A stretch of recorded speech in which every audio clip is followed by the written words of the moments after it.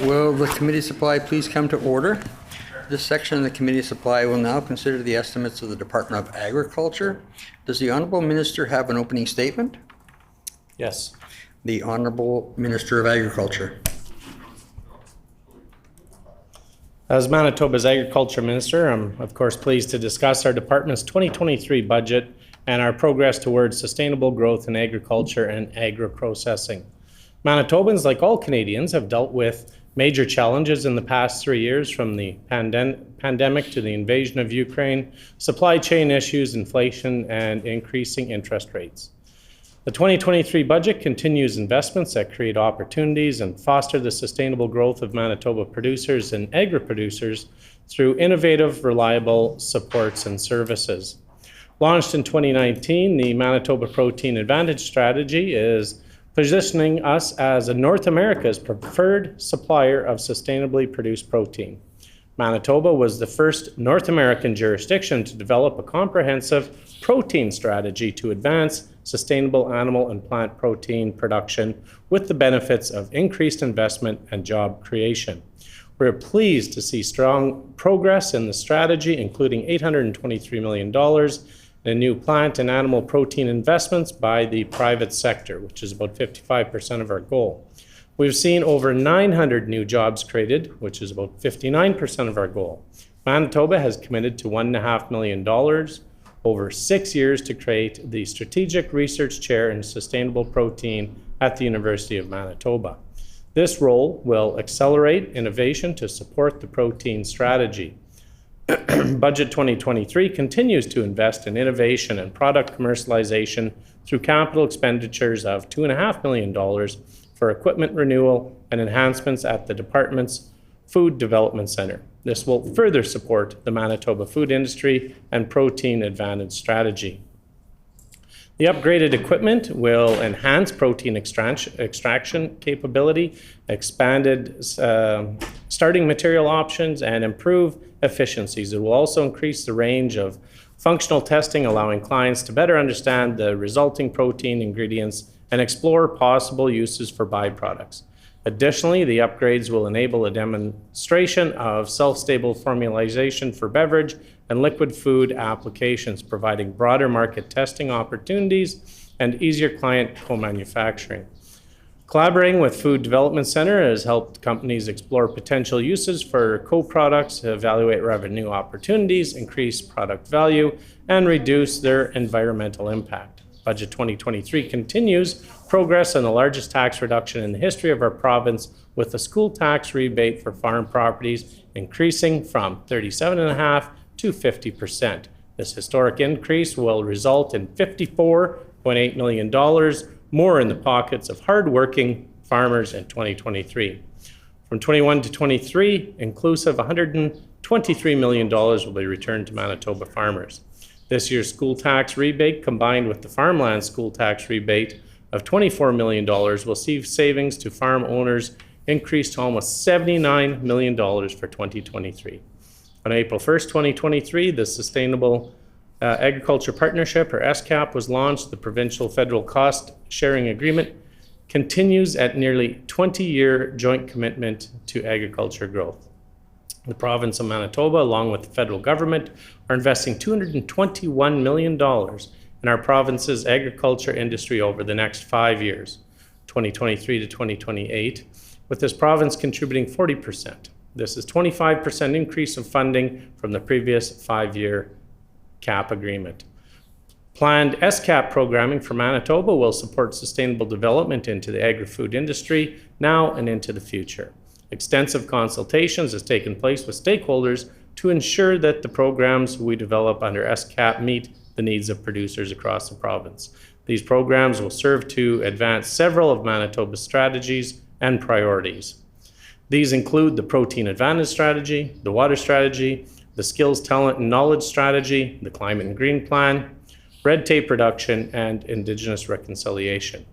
Ensuring strong farming communities, the SCAP framework also includes a suite of business risk management programs, namely agri-insurance, agri-stability, agri-invest, and agri-recovery.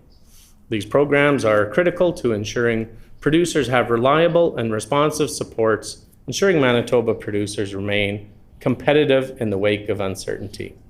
We expect total funding in 23-24 for business risk management programming to reach $140.6 million.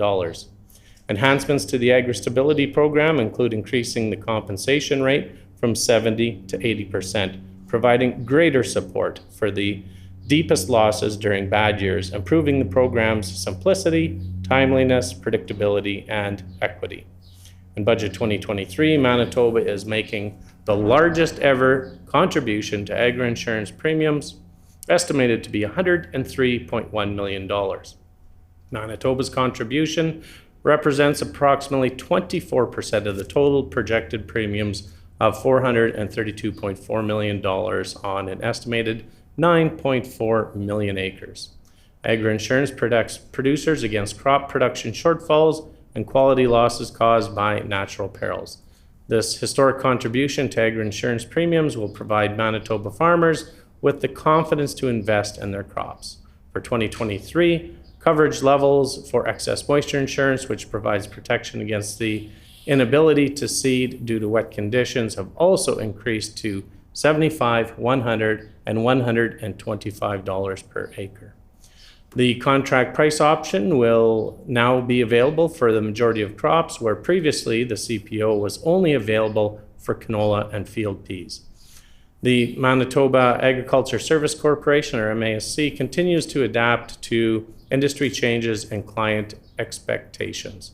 As a policy-based lender, MASC performs regular reviews and revises aggregate loan limits to account for the changing economic environment in the agriculture sector. Based on increasing farmland values, the direct loan limit will increase by $500,000 to $4.75 million as of April 1st, 2023. Using continuous improvement approaches and stakeholder feedback, MASC continues to review lending products annually. To help MASC to ensure delivery on its mandate to provide a stable source of credit, particularly for young farmers. In response to moisture extremes over the past 2 years and stakeholder feedback, Manitoba announced a 3-year rent reduction for Ag Crown lands, forage lease providing ranchers with up to $4 million in relief. The forage lease rent reduction in place for the next 3 years begins with a 50% reduction in 2023, a 33% reduction in 24, and a 15% reduction in 25. Manitoba has about 1.5 million acres of Ag Crown land available for agriculture activities. These lands are important strategic resources supporting the sustainability objectives of Manitoba Protein Advantage Strategy. Recognizing the importance of Ag Crown lands, the department is dedicating additional resources of approximately $394,000 to build capacity to support the active and productive management of ACL. Healthy and well cared for animals are the cornerstone of all livestock and poultry operations. Healthy animals reduce risk and strengthen profitability. Livestock and poultry accounted for $2.47 billion in farm cash receipts in 2021, which is about 32% of Manitoba's total, about $2.4 billion in proceeds of food sales, which is about 39%. The budget for 2023 builds on previous animal health and welfare commitments, such as $2.1 million for investment in laboratory information management system to enhance the reporting and surveillance of animal diseases in the province, and increase in the funding to the Western College of Veterinary Medicine, raising the number of Manitoba students annually to 20.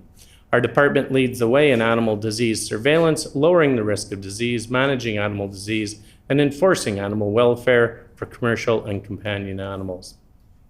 We have strengthened veterinary diagnostic services, thus reducing the risk for livestock and poultry producers from large-scale disease outbreaks and economic harm.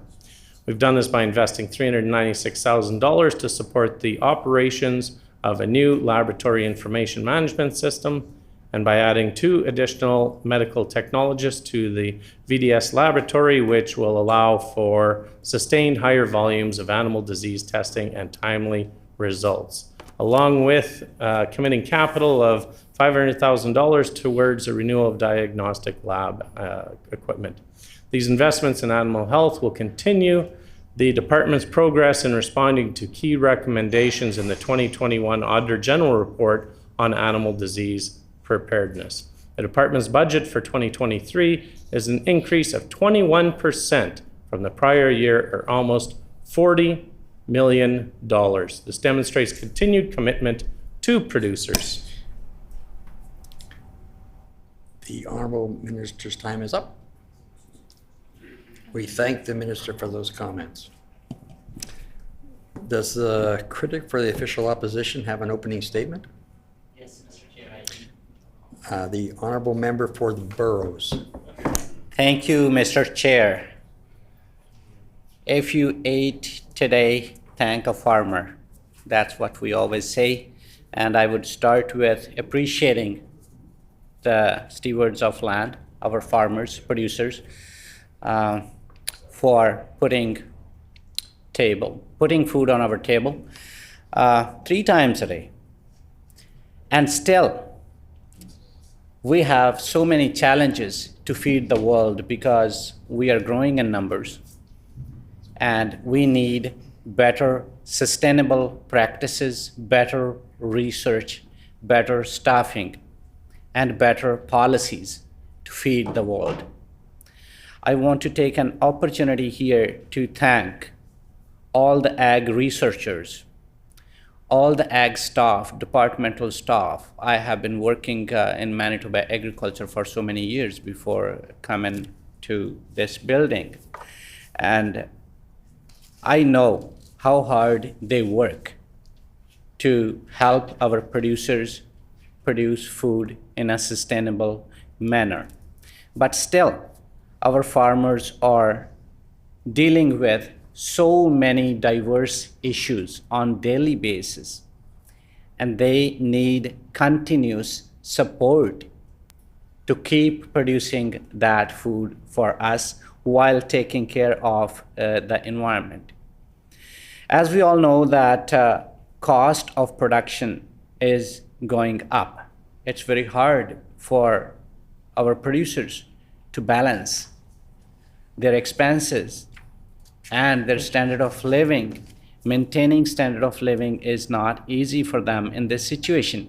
And ag policies play an important role to help them achieve what they want to achieve.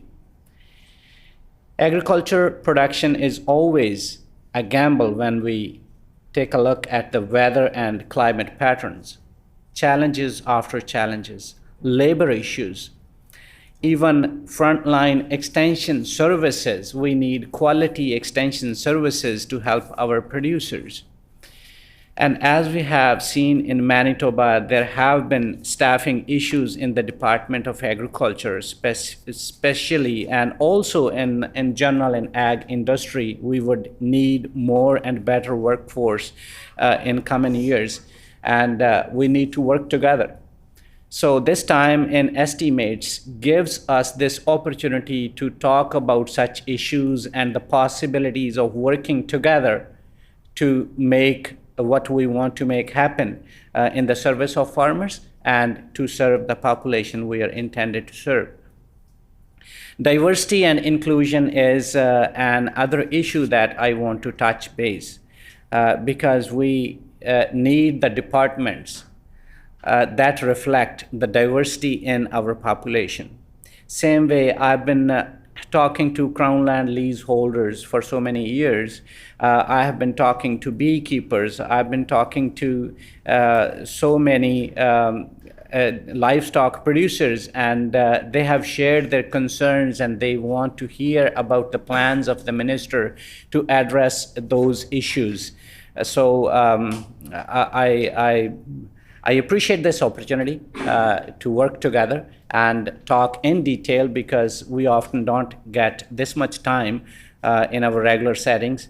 So looking forward to touch on so many issues that I mentioned and beyond that. I appreciate the time for this opening statement, Mr. Chair. Thank you. We thank the official opposition critic for his opening comments. Under Manitoba practice, debate of the minister's salary is the last item considered for a department in the Committee of Supply. Accordingly, we shall now defer consideration of line item 3.1 bracket A contained in Resolution 3.1. At this time, we invite the minister's staff to join us at the table, and we ask the minister, when he's ready, to introduce the staff in attendance. The Honorable Minister of Agriculture. Thank you, Mr. Chair. I would like to introduce deputy ministers coming here first. Brenda Deserrano. We have David Hunt, who's the assistant deputy minister. We have Jared Monroe, who is MASC Chief Executive Officer. We have Kevin Croker, which is Executive Financial Officer. We have my Chief of Staff, Brant Field. We have Patty Rothenberger, who's Assistant Deputy Minister. And last but definitely not least, we have Assistant Deputy Minister Maurice Bouvier. And I think we have MASC Chief is Manon here as well? She is. Oh, we have more people back there. Manon Pascal is here as well. And Senior Project Manager Chipo Lubale. Good. I think that's enough. We thank the minister for those introductions and welcome you all to this committee. According to Rule 78, bracket 16, during the consideration of departmental estimates, questioning for each department shall proceed in a global manner with questions put separately on all resolutions. Once the official opposition critic indicates that questioning has concluded, the floor is now open for questions. The honorable member for Burrows.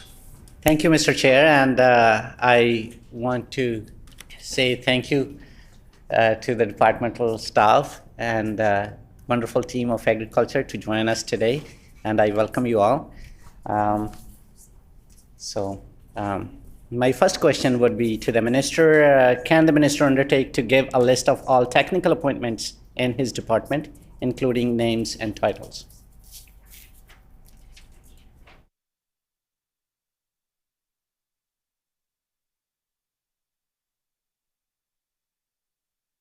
The honorable minister.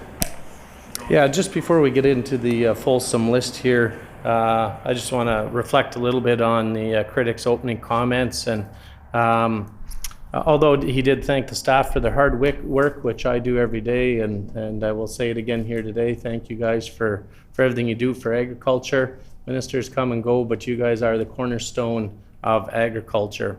And just the comments of the critic of better staffing. I think we have really, really good staffing, and I'm very proud to work with them, and we've accomplished so many things together as a group. So I will this list needs to be updated. So I will give me a second. I will endeavor to get that to you on the next question or so.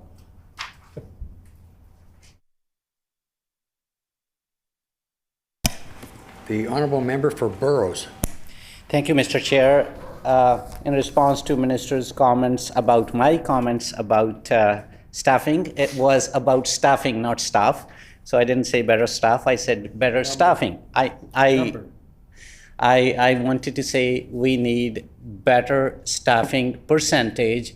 I intended to indicate to the vacancy rate in the department, because I've been hearing from the producers and other Manitobans that there are still some services that are not up to date, and people have to struggle to access those services. So the staff currently working in the department is absolutely great. I agree to that. I want to ask the minister, can the minister undertake to give an organizational chart that lists all employees and program areas?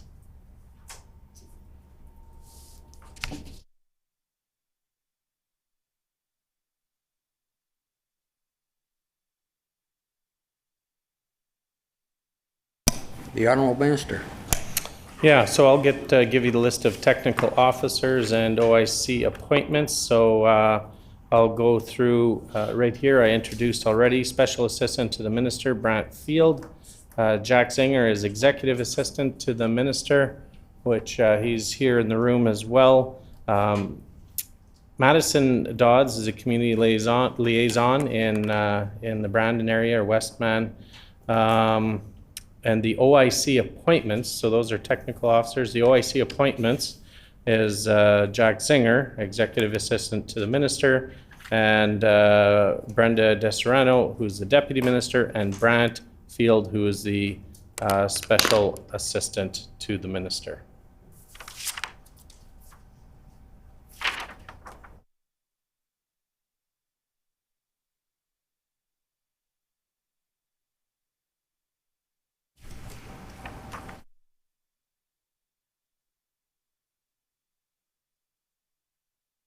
The org chart, or if he wants me to continue to go through it, because I could definitely go through it.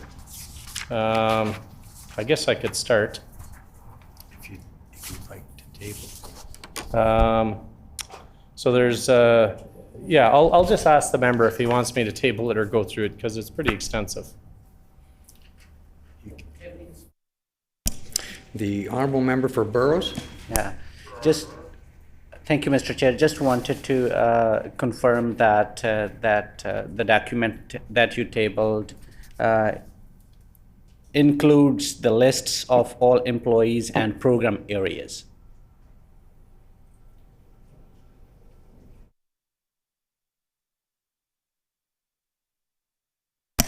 The honorable minister. Yes, I haven't tabled it as of yet, but yes, I'm told it includes all of that. We'll have to endeavor to get copies made, and then I will table it at that point after we have copies made. The honorable member for Burrows. Thank you, Mr. Chair, and I thank the minister for that information. Can the minister give a list of all current vacancies in the department as a number and percentage?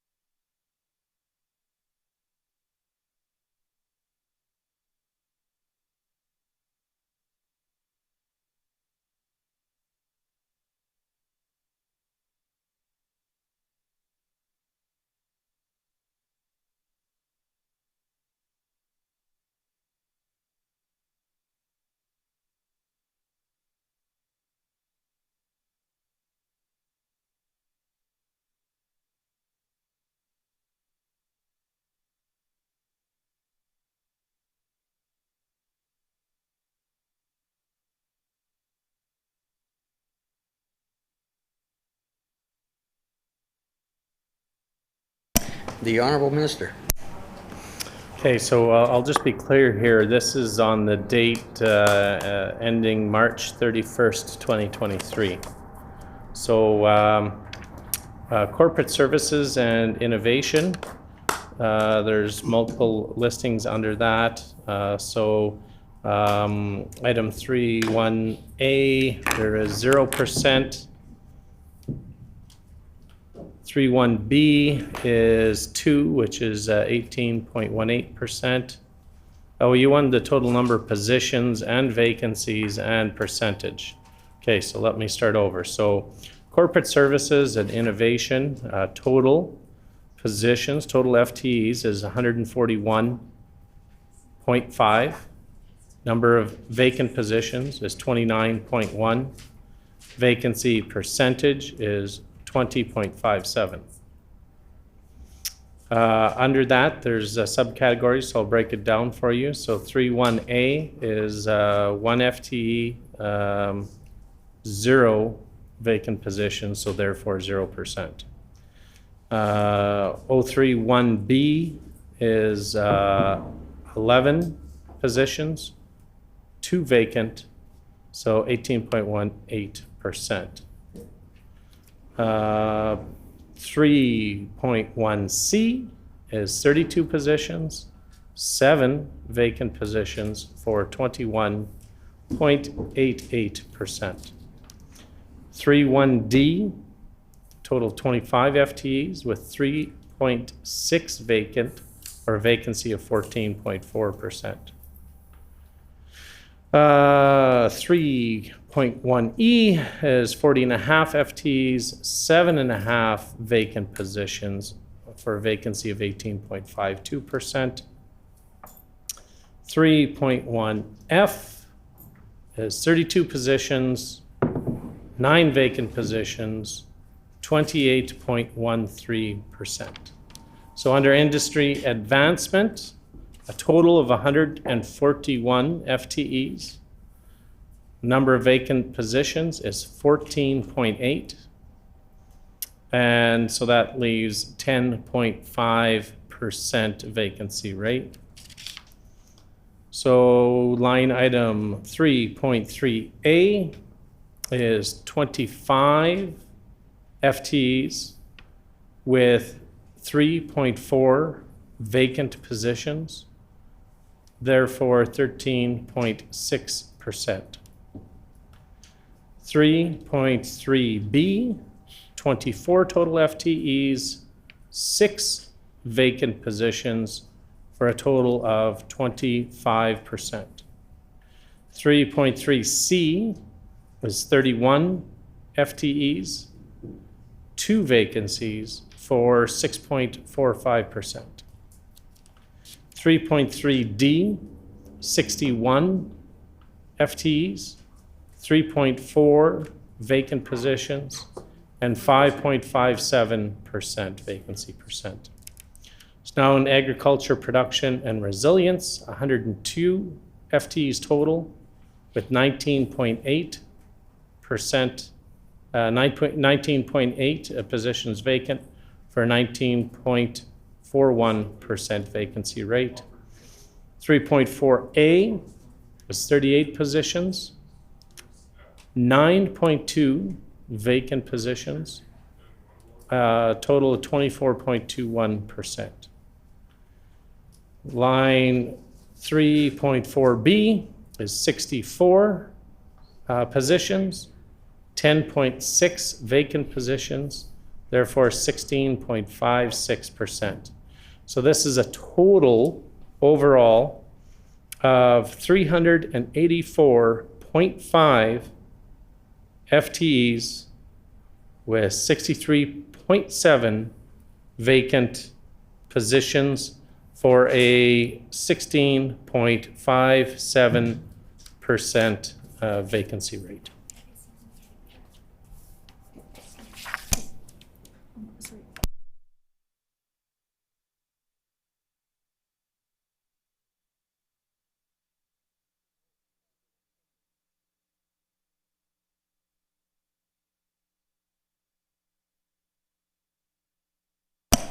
The honorable member for Burrows. Thank you, Mr. Chair, and I thank the Minister for this detailed information. And I see there is still a lot of vacant positions in various subdivisions of the department. I just wanted the Minister to clarify. He said 384 plus positions. Is that the current capacity, or it's 380 currently? Wasn't 384 last year? What's the current capacity? 384 plus or 380?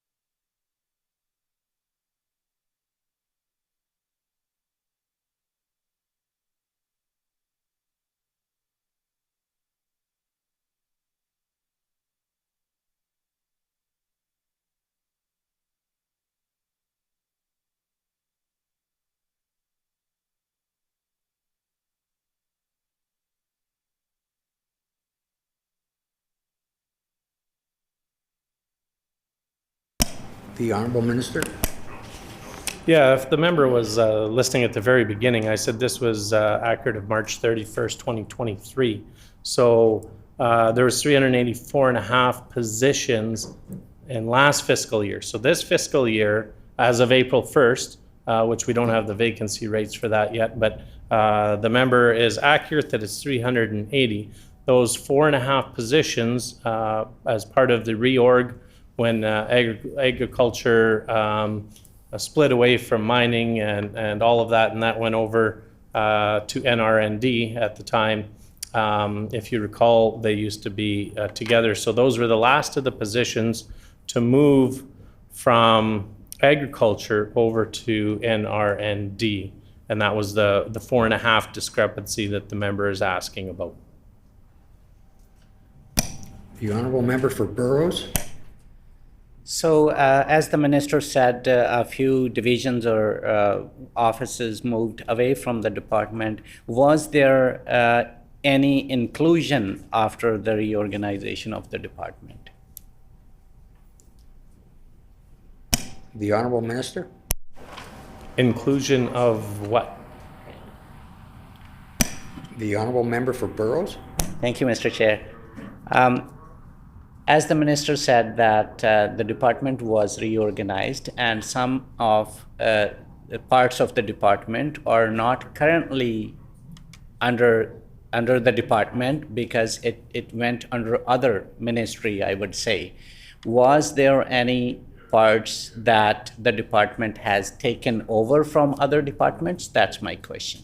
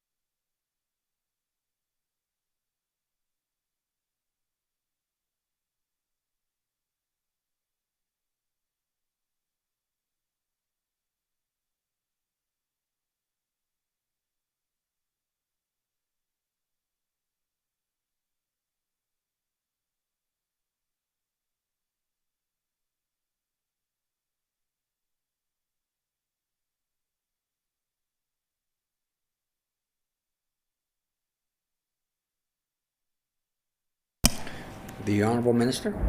No. The Honorable Member for Burrows? Thank you so much. Was there any hiring done in the department? And if it was done, how many employees were hired since the minister has taken over?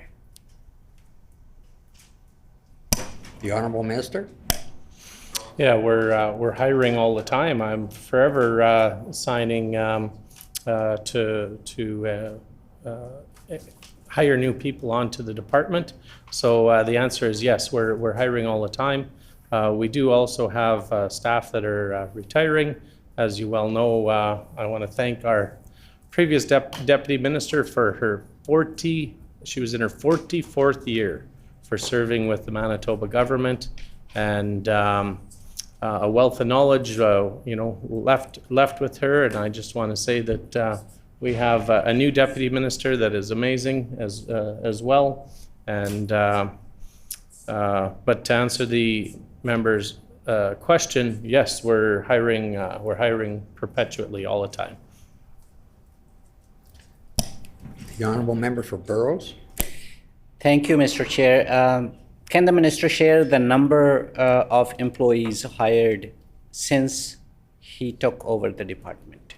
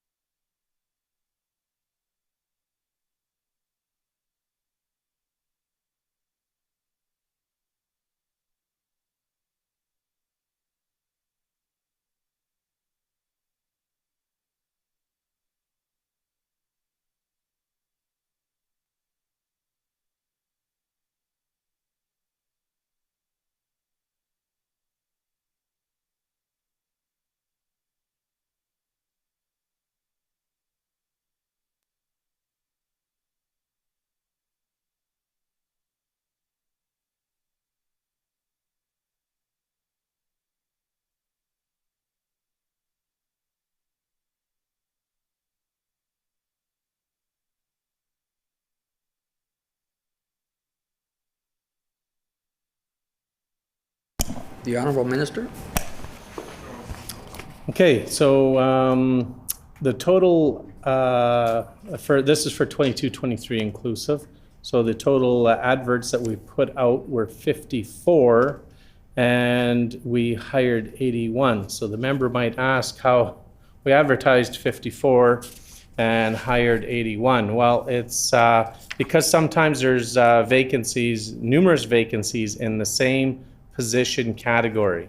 So I'll just run through the list here of the positions that were advertised. So admin assistant to the minister, or ATM as we know it, is one position. Admin officer 1, or AO1, is one position. Admin officer 2 was one position. Admin officer 3 was 2 positions advertised. Admin secretary 3, or AY3, is 1. Admin secretary 4, AY4, was 1. Agrologist 3 was 3. Agrologist 4, or G4, was 5. Agrologist 5 was 1. Biologist 2 was 1. Biologist 3 was 1. Business analyst 3 was 2. A clerk 3 was 1. A clerk 4 was 1. Economic development consultant, or an IC3, was 3. Economic development consultant 4. IC4 was 4. Economic analyst 1, or ER1, was 1. Environmental officer 2, EO2, was 3. Executive officer 2 was 1. Financial officer 5 was 1.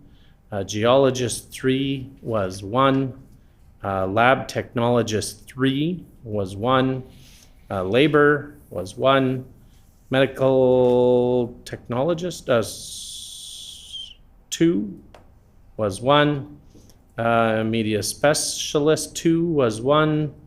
Planning consultant was 2. Planning program 2 was 3. Planning programmer 3 was 3. Senior manager 2 was 5. Statistical analysis 1, or an SS1, was 1. Statistical analysis 2 was 1. And a vet medical officer 4, or VT4, was 1. Those were the positions that were advertised this 22-23 year, for a total of 81 hires or appointments out of those 54 advertisements. There's 32 different classifications where the 54 adverts were published. The honourable member for Burrows. Thank you, Mr. Chair. I appreciate the details on this. And I see many of the positions that are mentioned or hired are non-technical. I'm worried about the positions. Minister did mention a few of them, but I'm worried about the positions that actually are frontline positions and help the farmers directly on food production. When I look at the estimate book, it says that we have 380 full-time equivalents, and the minister plans to keep it at 380. Would that mean that there is no plan to hire anybody in the next year?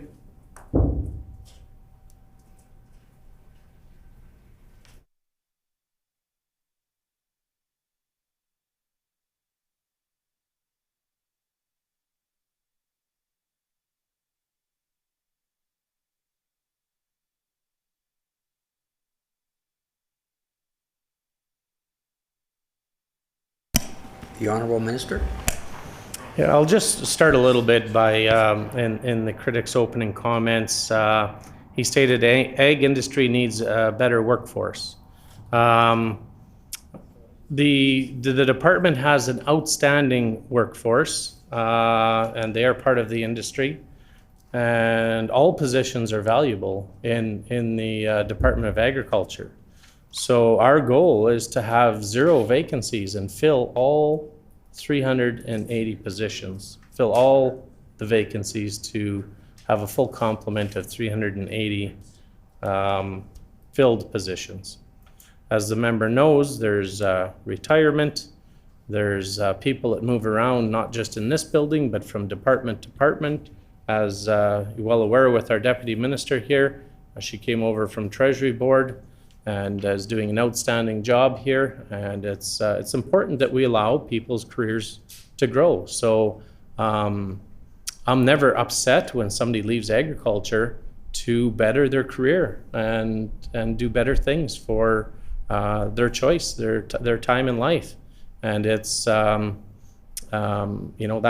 how people get ahead, and they make those decisions based on where they are with family or where they are emotionally, and if they're loving Manitoba. So we have more people coming than going to Manitoba, thank goodness. And our goal as people come to Manitoba is to encourage them to come and work, not only in government, but directly in the Department of Agriculture. Put their great skills to good use. The honourable member for Burrows.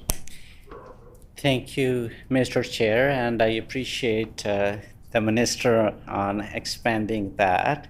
I didn't mean to say that non-technical positions are not important. I appreciate everybody working in the department. The deputy minister retired, and we hired a wonderful person to fill that position.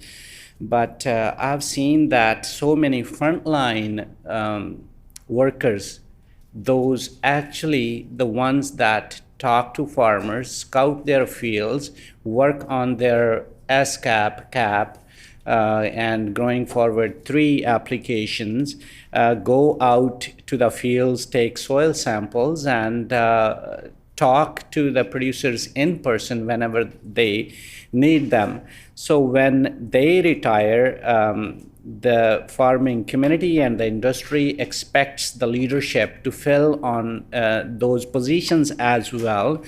From the minister's response, it sounds like if we have 380 wonderful workers in the department right now, and he himself mentioned that we have up to 25%, 20%, 21% plus vacancy rates, while having 380 people working in the department. So does that mean that the minister is making sure that he maintains that vacancy rate or vacancy rate plus? The honourable minister. Yeah, we're endeavoring to keep a 0% vacancy rate. I mean, it's not realistic. People move on, and it takes time to fill those positions. But our goal, our heart, our passion is to have a 0% vacancy rate in the entire agriculture department.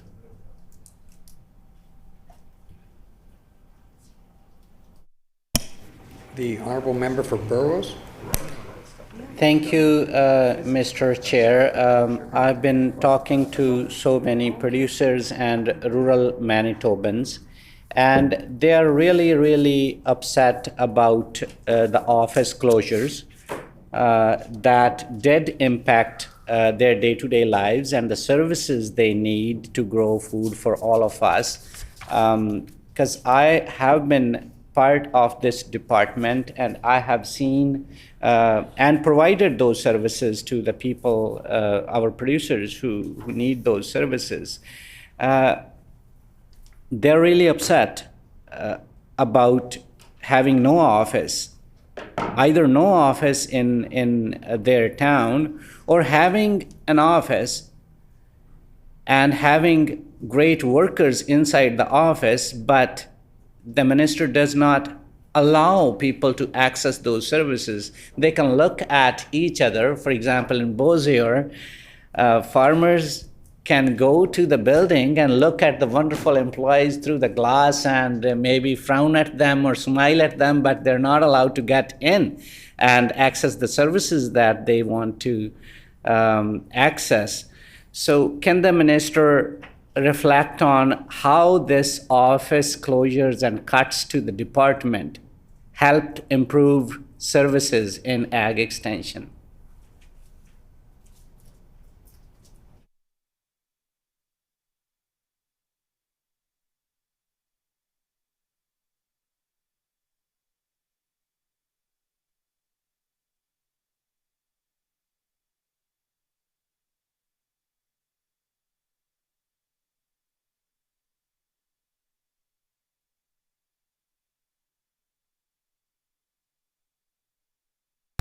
The Honorable Minister.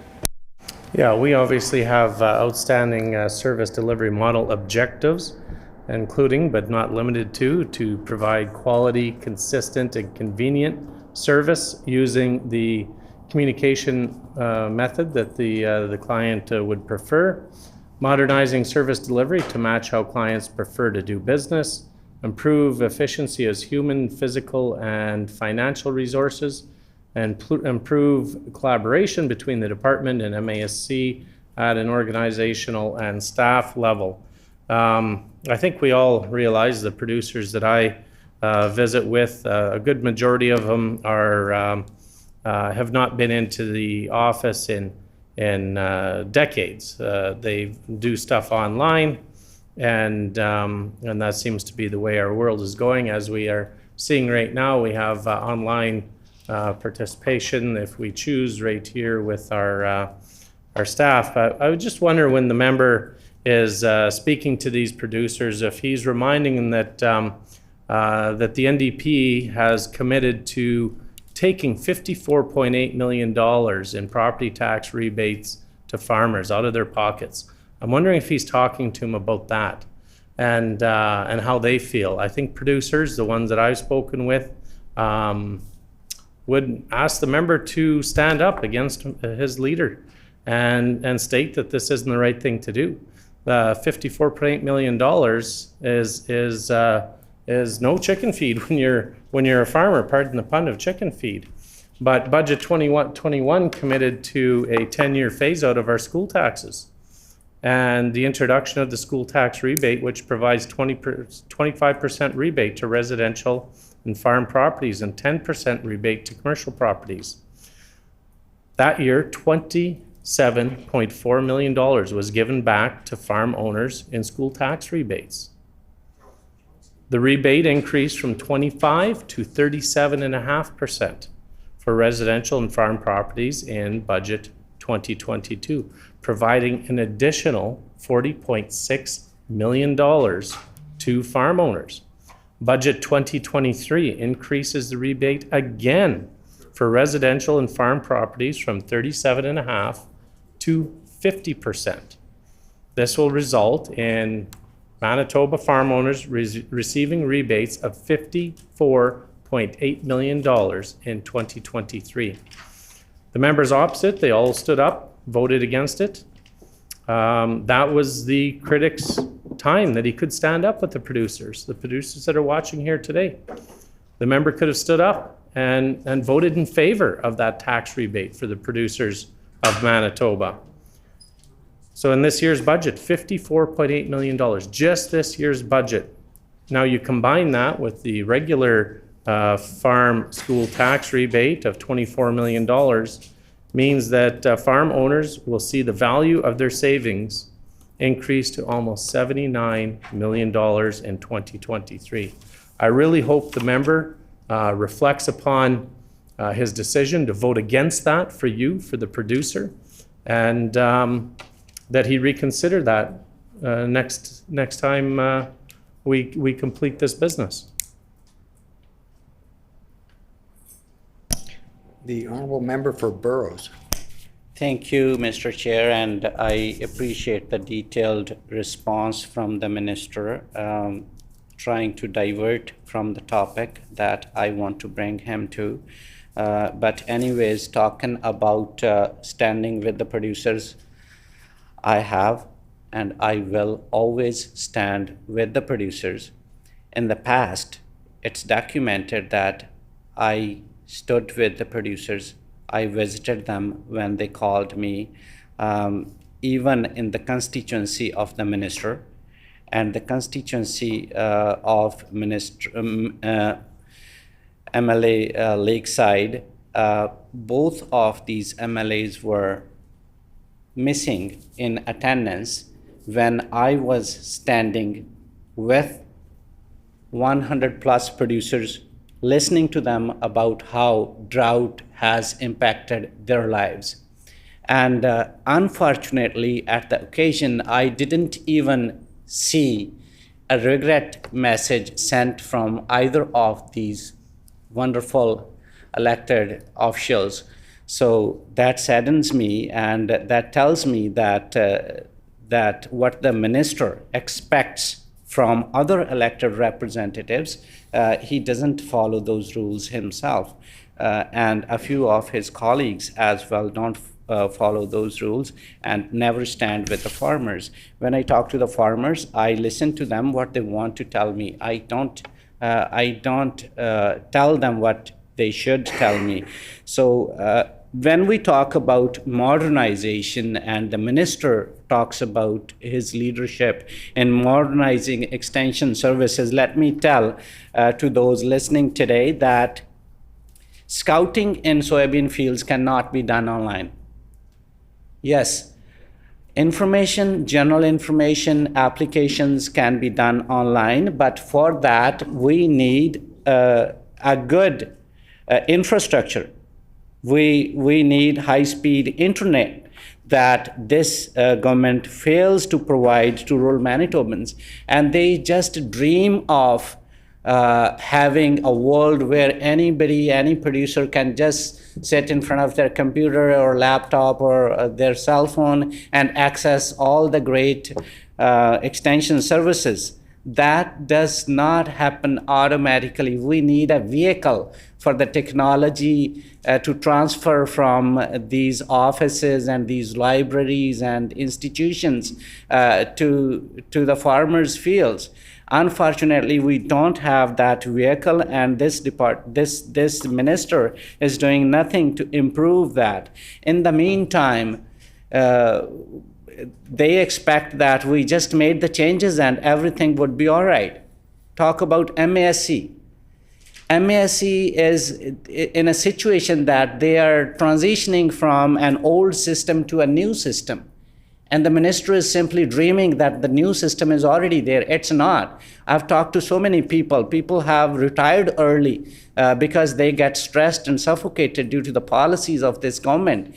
And I don't know if the minister knows where is the nearest MASC rep from Arborg, or where is the nearest Crownland Farm Production Extension Specialist for, say, from Toulon or Stonewall. So they're covering miles of distances. And when the producers have to go in person to access services, they spend more on gas. They have to spend more time to access the same services that were available in their backyard at one time. So I would like the minister to respond to this situation. Does the minister think that we have excellent rural connectivity that he thinks we should rely on, and kick out all the wonderful people who used to work in the department, or they retire and do nothing after they retire, no hiring, nothing. So I would like to hear the minister on this issue, how he thinks that these cuts and closures have made the things better in rural Manitoba for producers. The Honourable Minister. Yeah, the members heard me say it, and I'll say it again. We endeavor to keep a 0% vacancy to ensure that everybody has access to service when and where they need it. But the member spoke that he stands with producers, and I don't think he stands with producers when he stands with the leader of the opposition and votes against a $54.8 million education property tax rebate to the producers. Now, he spoke of drought when the farmers needed help with drought, and I know the MLA for Lakeside had done an amazing job here getting this all set up. And the amount of work that the department went to designing this program that we for ag recovery drought programming that the member brought up earlier, that meeting that was at Aaron View Hall or Fire Hall, that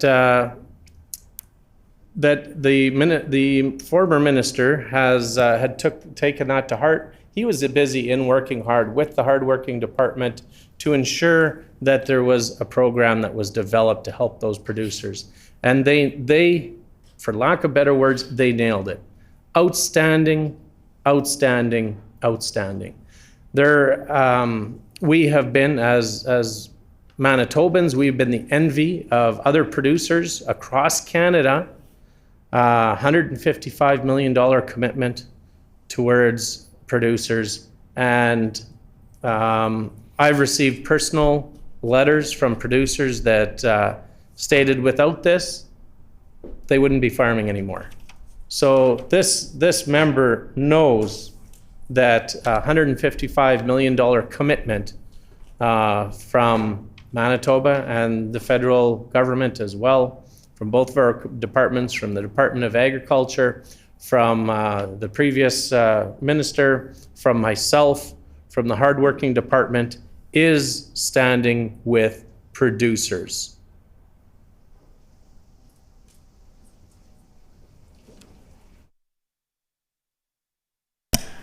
The honourable member for Burrows. Thank you, Mr. Chair. Again, I want the minister to share what's the state of the beef industry in Manitoba. Are the producers joining the beef industry, or they're selling their cows, a part of their herd, or in some cases they are getting out of business and selling 100% of their cows under his leadership? So what he thinks he is planning to do to support those farmers and bring new young farmers in the industry so that we can continue producing food for Manitobans and people outside Manitoba, as we export a lot of that food. It's published in the newspapers in this minister's writing, and he is well aware of the fact that people are getting out of business, especially ranchers and livestock producers, in his writing and beyond. So what does the minister think has impacted those producers leaving the business? They are frustrated. Does the minister know that fact, or he needs more information or data to prove that? The honourable minister. Well, I hope the member would know that there used to be, at a peak, 680,000 head in Manitoba. And by 2016, so that peak was in 2006, by 2016, with the aggressive attacks that the NDP do on producers, like the one exercised by the member for Burrows of voting against a $54.8 million tax rebate to farmers, that is not standing with farmers. There was a 210,000 head decline under the NDP in Manitoba. So I will not take any advice from the member opposite. His colleagues stood by and did nothing while the Manitoba beef industry suffered in the largest decline in provincial history under the NDP government.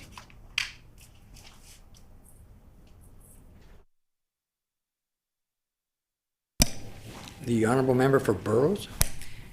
Thank you, Mr. Chair. I'm talking about working together to serve the farming community, to feed Manitobans and the world. I'm not here to advise the minister. Minister is on the driving seat, and people have expectations, and it's my job to ask the questions that people who I represent want me to ask. Talking about livestock, most of the livestock, many of the livestock producers, they rely on our good resource, Crown lands, to do their business. Can the minister provide statistics on the number of Crown lands ranchers in Manitoba over the past 5 years? Has this number gone up or down?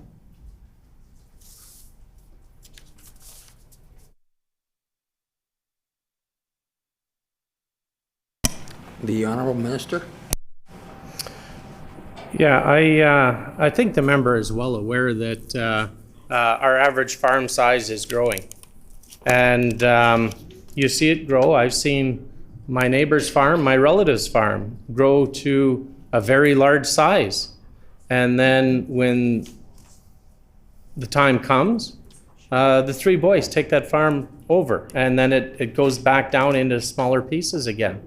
So the size and the amount of farmers is flexible in Manitoba. We all know there's economies of scale with larger tracts of land. It's easier to fence off. We are encouraging through our route programming for cross fencing and rotational grazing. But in general, it is economies of scale that help the local producer succeed. And so everybody is competing for land, and that's why the price of land keeps going up. And they're also competing for Ag Crown land. As the member well knows, that's all public information that he can look up. The Honorable Member for Burroughs? Thank you, Mr. Chair. Everybody knows that farmland is consolidating as we go. And from the minister's response, it looks like that he is sitting back and watching what's happening and explaining to those listening to us today here that, hey, this is happening, that they already know. The minister is here to show leadership. The minister is the one the people look at for better decisions, better policies to save our family farms. I'm talking about the small ranchers. If you just leave them at their own, it's obvious that the people with deeper pockets would buy all the land, and the small farmers would get out of business. What would happen to our rural small towns? What would happen to the corner store? What would happen to the grocery stores? So what is the minister doing to save those family farms that are looking at the minister and minister's office to do something to help them so that they can continue doing their business sustainably?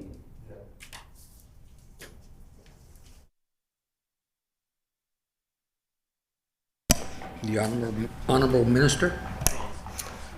I hope the member isn't suggesting that we buy or start to subsidize smaller farmers to ensure that they can remain independent. I hope the member is well versed with the World Trade Organization and how they view government subsidies on production and moves like that. I hope that's not going to be one of the NDP's policies in this coming election, but moves like that can cause exports to cease out of Canada, Manitoba especially. So I really hope the member isn't hoping that we buy the land and allow smaller producers to farm that land or to just write them a check every year. Because WTO is definitely not favorable to that at all. They would put tariffs on on our beef or hogs leaving the province, chicken, turkey, you name it. It would not turn out well for the farmer if the member is suggesting. So we will not make choices that will compromise the small farmer with decisions and case law that's been done by the World Trade Organization. We will not put them at risk. The honourable member for Burrows.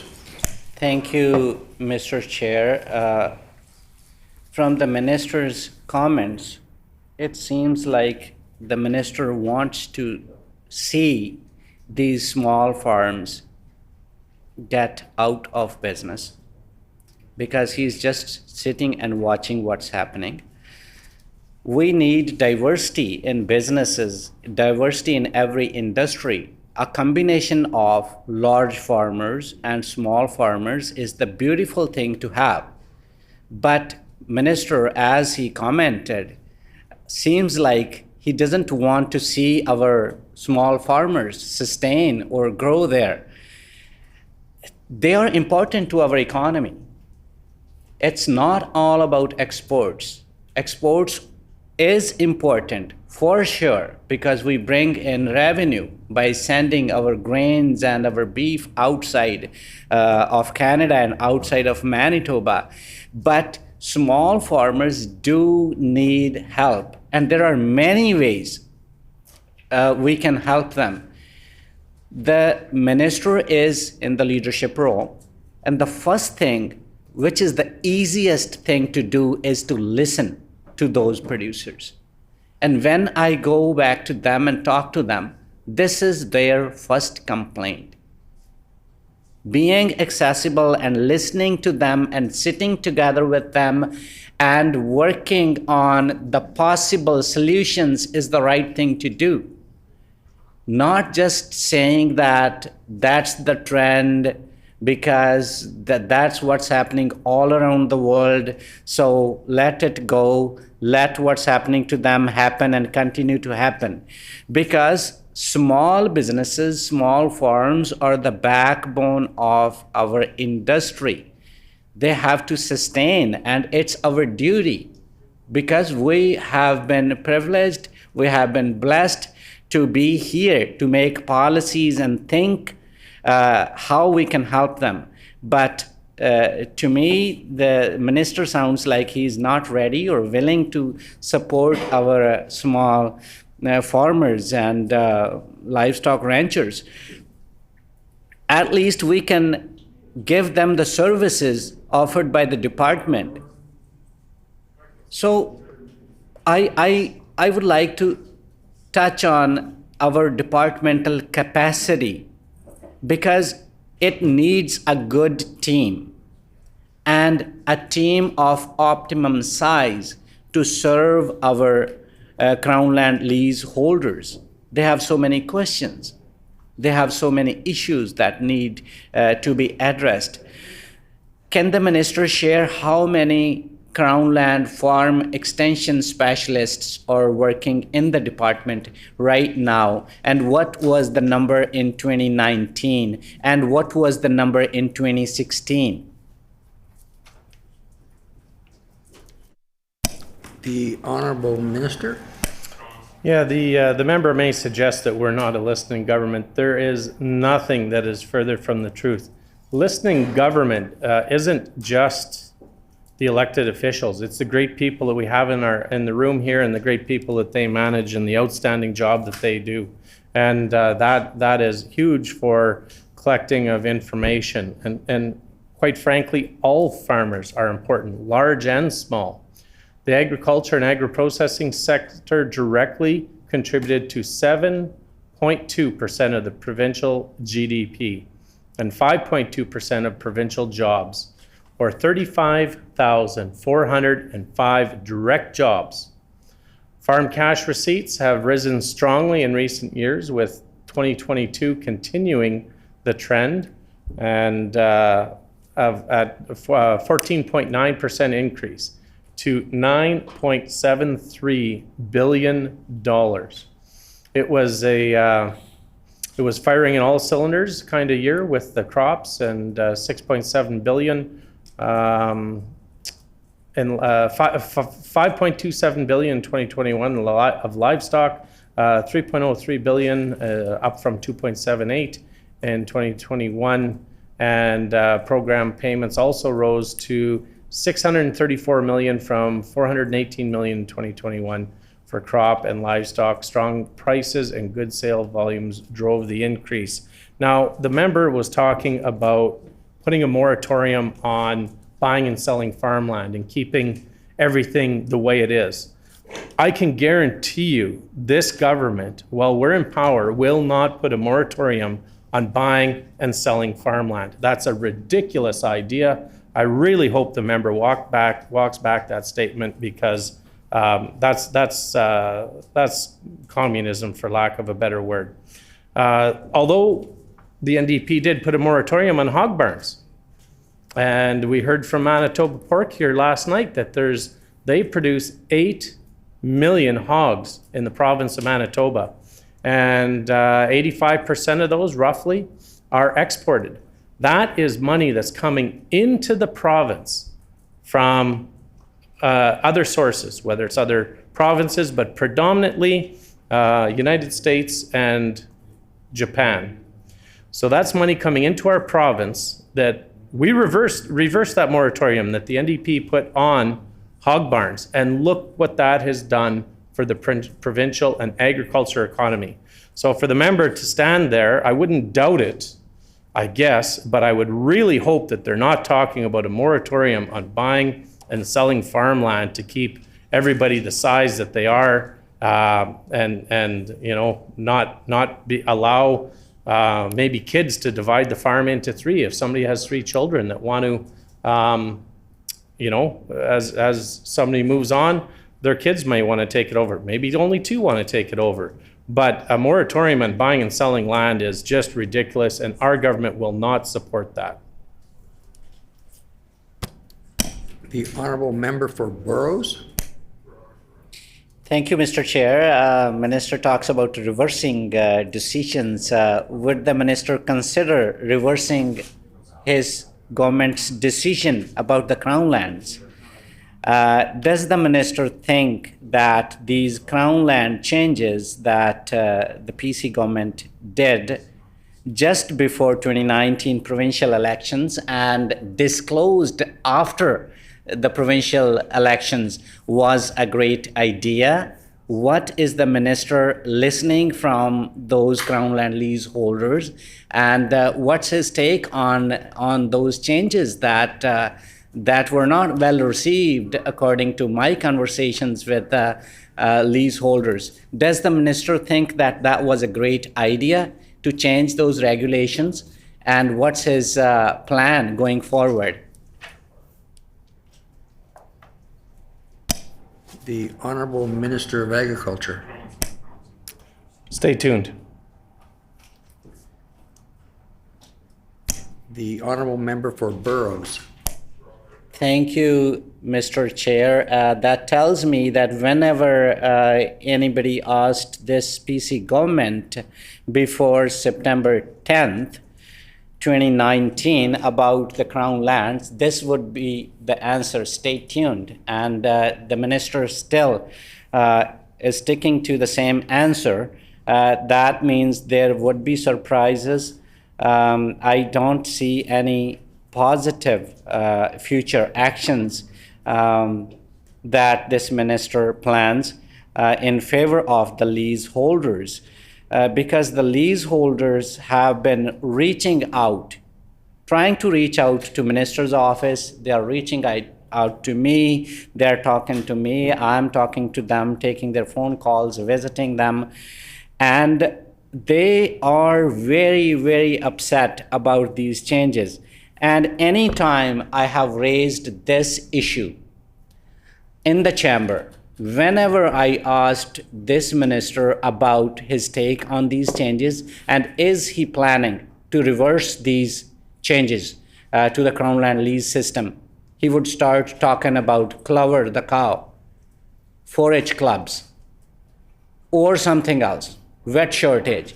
And when I talk about the vet shortage, then he would be talking about altogether something else. I want to bring the minister to the topic and ask again, does he think that the policy decisions should reflect the feedback that the Crown Land ranchers have sent clearly to the minister and the world through the survey that is recently conducted by this minister's own government? 85% of the respondents, they support the ability of leaseholders to transfer their lease to someone else, something the PC government eliminated when they changed the rules in 2019. Does the minister think that this is an important feedback? And what is the minister doing after hearing from those producers under his own survey conducted by his own government?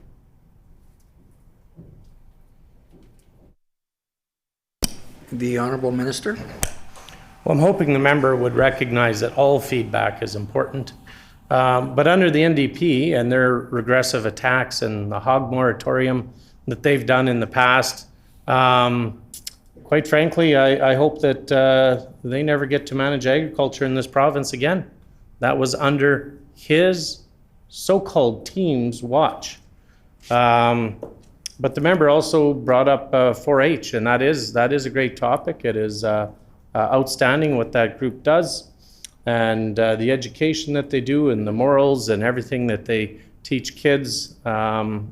That's an outstanding program. So hopefully he's not giving 4-H a slight of the recognition that they deserve. They deserve all the recognition that any of us can muster in this room.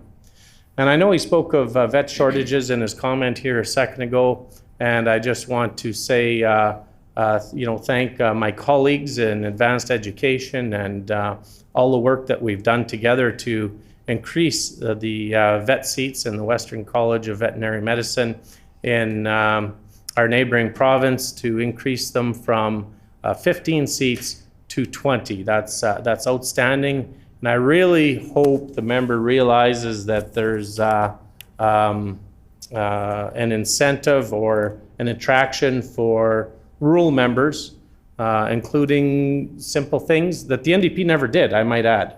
Sure, they may have sponsored the seats back in the day, but they didn't focus it on large animal, which is the Department of Agriculture's focus on livestock.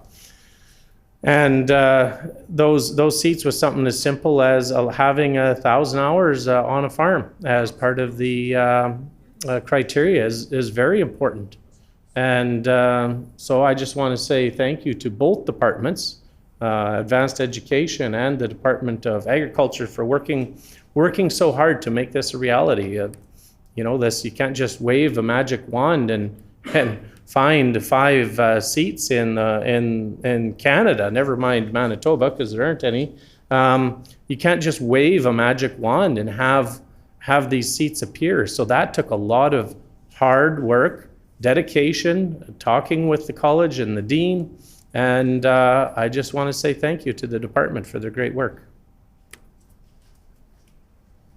The Honourable Member for Burrows. Thank you, Mr. Chair. I am so happy that the minister proved that what I said is correct.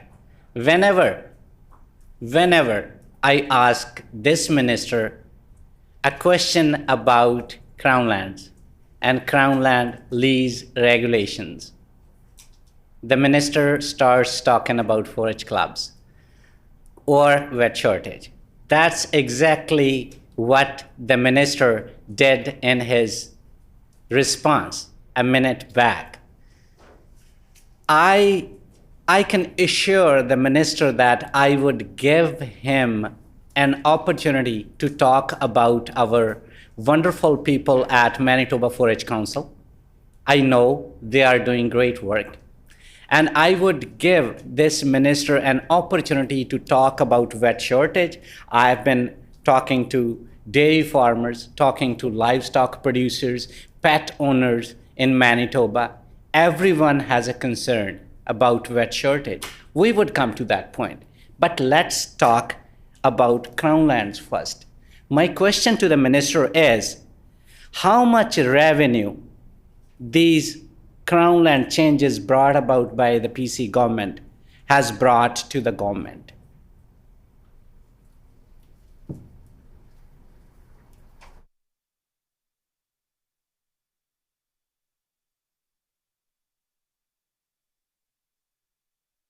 The Honorable Minister. Well, I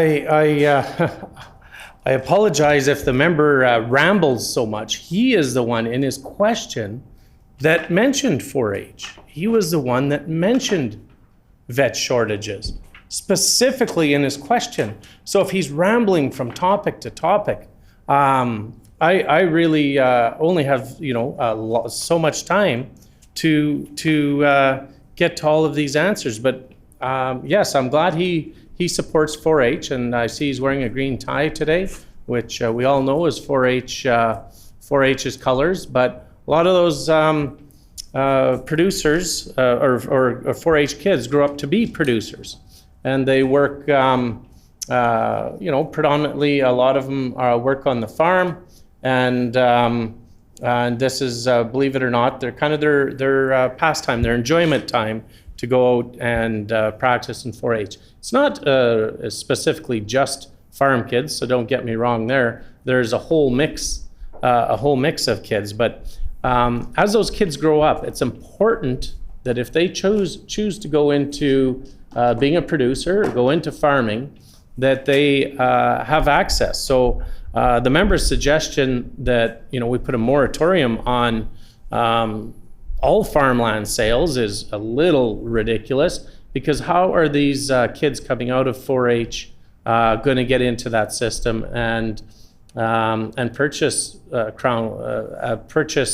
farmland? Now, along with farmland, they may want access to agriculture crown land as well, ag crown land. And our success that we've had in our auctions have put access to young producers at nearly 40% of the ag crown land. Using this last auction as an example, was won by young farmers. And along with times that are trying, I know a couple questions ago, the member mentioned that that government sits back and does nothing. Well, to help producers, and speaking of ag crown land, I'm very proud of the hard work that the department did in getting a 50, 35 and 15 percent, 33%, sorry, let me re-say that. 50% reduction in 2023, a 33% reduction in 2024, and a 15% reduction in 2025 on forage lease rents. And that's a reduction that's in place for the next 3 years. And Manitoba has about 1.5 million acres of ag crown land available for agriculture activities. These lands are a very important strategic resource that supports our producers and the sustainability objectives of the Manitoba Protein Advantage Strategy. And on this side of the house, as government, we recognize the importance of ag crown lands. And the department is dedicating additional resources of approximately $394,000 to build capacity to support the active and productive management of ag crown lands.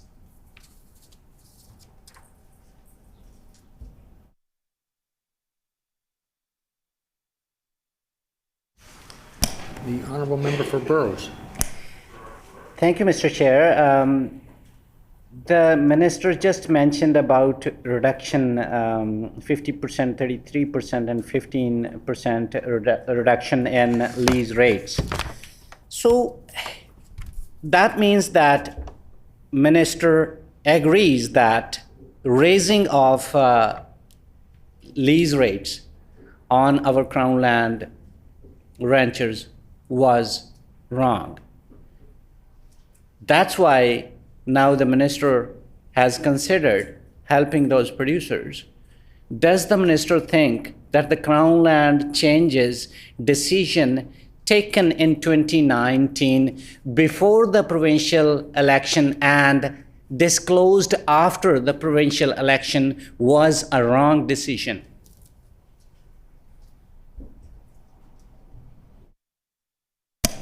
The Honorable Minister. I really hope the memory of the member is well enough to remember the drought of 2021. As I spoke about the programming that we released here earlier that helped producers make it through those extreme circumstances. And then we go from one extreme, from that drought to excess moisture in the following year. And it goes from one extreme to the other. And I would argue that Interlake Gimli, my home constituency, was the epicenter of this, and to respond to that, the land was very stressed from one extreme to the other. And this rent reduction allows producers to recover from multiple years of extreme weather. So I don't know if the member doesn't remember that, but that was the impetus for the Ag Crown land reduction. It was to allow the land to recover, reducing the rent. Hopefully the member would know that when you have extreme stress on land, that it doesn't just keep growing grass for the animals to eat. The member would know that you have to rest the land, and you need to give it a break. And we gave the producers a break.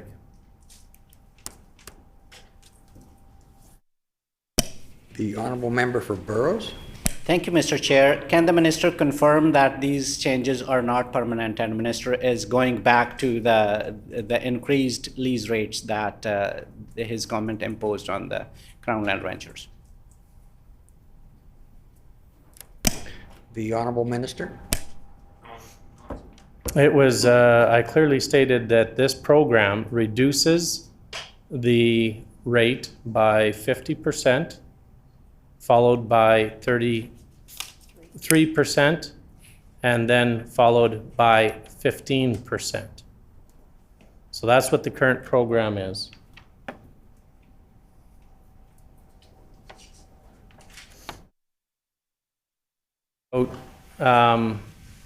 About engaging with farmers.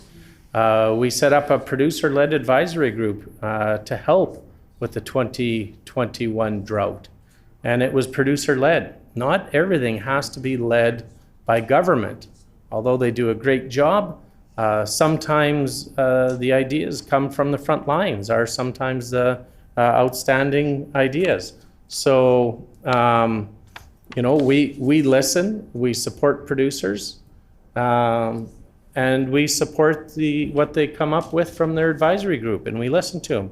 And that's all part of our consultations. The Honorable Member for Burrows. Thank you, Mr. Chair. And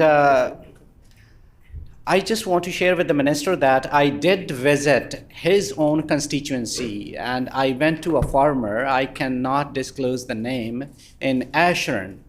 And I met him and his father, who were struggling with the impacts of drought, and they clearly said to me that our MLA and the member from Interlake Gimli is not responding to our emails. Who do we go to? Then they knocked at my door, and I took my vehicle and visited them in Ashern, and they were hoping for some support, but they didn't receive any support from minister's office at that time. But the thing is, if the minister and his government thinks that those changes were for the favor of the farmers, or doing something great for the stewards of land, especially people who care for these crown lands, what was the impact of that decision? I ask again, how much additional revenue these crown land changes brought to Manitoba?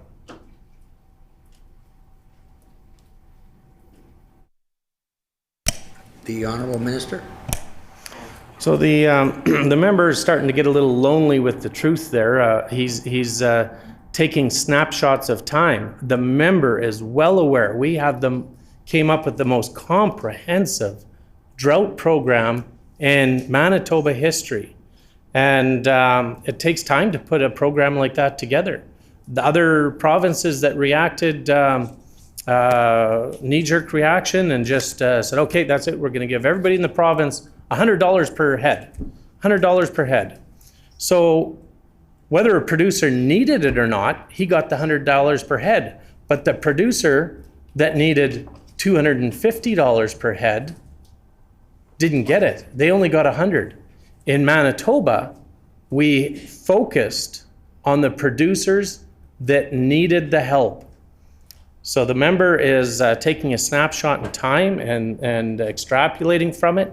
That producer, I well know who he's talking about, was ecstatic with the great work that the department did on producing that drought program.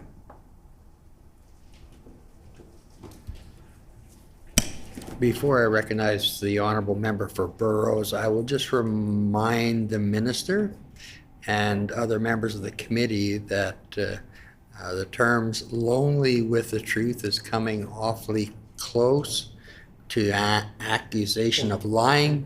So I would just throw that note of caution to members of this committee. The Honorable Member for Burrows. Thank you, Mr. Chair. I'm really interested to hear the minister's thoughts about the recent survey done under his leadership.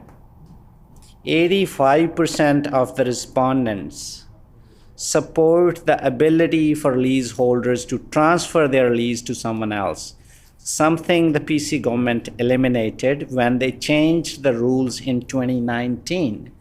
Now, we have the results of the survey on the table. I want to know, and Manitoban producers, ranchers want to know, what's the action that this minister would be taking after he has seen the results and the feelings of Manitoba ranchers.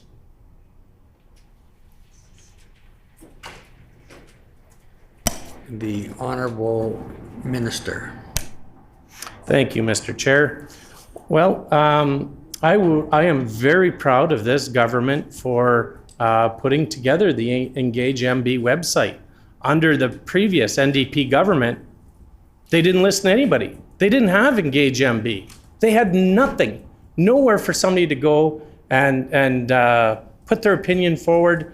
We, as this government, appreciate and respect the opinions of the Manitoba public. And that's exactly why we designed Engage MB and listen to farmers, listen to Manitobans. That is a very powerful tool that this government uses to engage and listen, and then take that information and decide what policies can be brought forward out of it. So yes, there was 85% of people that responded in one certain direction. But under the NDP, there would be 0%. There would be zero because they never listened to anybody. They didn't have Engage MB. So I just want to say that that's outstanding work by this government to have that tool there so that we can actually listen to Manitobans and then act on the information and consultations that we receive through Engage MB. I didn't hear his question.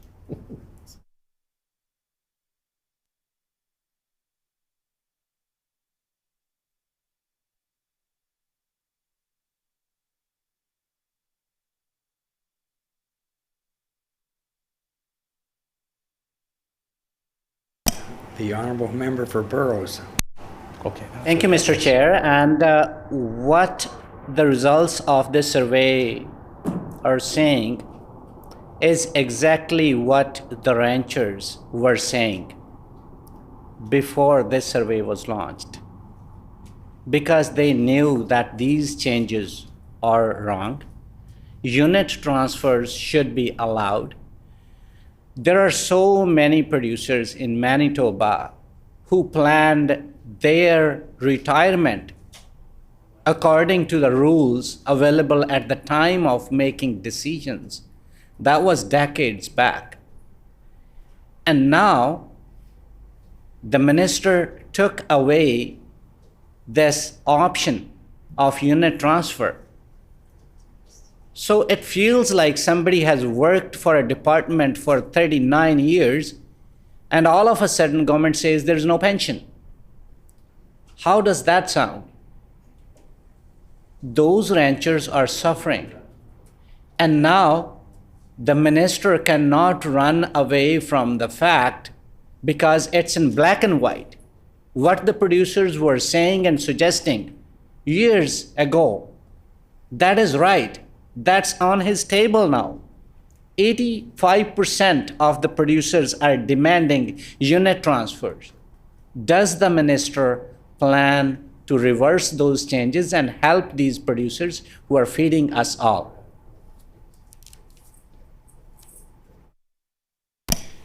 The honorable minister. Yeah, one of the things that also came out of it, Engage MB, is easier and access to Ag Crown land, and that's what we've done. It is up. It actually increased the young farmers' access in this last auction up to 40%. 40% of the Ag Crown land that was won at this last auction went to young farmers. We also our active leases have gone up. Under the NDP, we've increased our active leases by almost 4%. So everything in the member's statement about them being for ag is wrong. They wouldn't even listen to ag producers. They didn't have somewhere to go.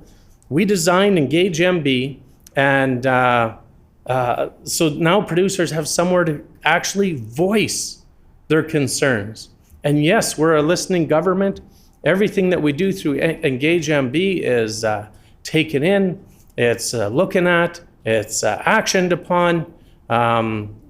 The policies that we'll take that into consideration as our consultations. Absolutely, Engage MB is the most powerful tool for people to reach out to on multiple fronts, not just agriculture, but government in general. It's a very important tool for producers in this case to voice their opinion on. The honorable member for Burrows. Thank you, Mr. Chair. And I want to continue on this point. It's good that people are using this virtual communication platform, and I appreciate the wonderful people in the department who have developed this tool. But the fact is that there are still some people, due to many reasons, they are not able to participate in this survey because of literacy issues or connectivity issues or their comfort level using this system. And if this PC government had not cut positions in the department, if we still had more number of farm production extension specialists in Crown lands, if we have more number of ag offices still open, this number, 85%, it would jump up to 95 or 98%. Because we are excluding so many producers who are comfortable physically going to an office, knocking at the door, talking to the Crown Land specialist. How do they talk to the Crown Land specialist when there is no one available there? So survey is good, results are there, but the minister refuses to commit any action on this survey. So what was the purpose of the survey then? We have the survey, no plan to take action. That means that was just for the purpose of saying that, yes, we did listen to you. Listening without action means nothing. I have to ask this question again and again because I'm supposed to. I represent the people who are being impacted by these decisions. And I still wonder why this survey was not done earlier. So if the minister is doing this survey now, that means the Crown Land changes, they were done without any survey. Because if this survey was done before making those changes, 85% of the people would oppose those changes. But the government didn't want to plan bottom up.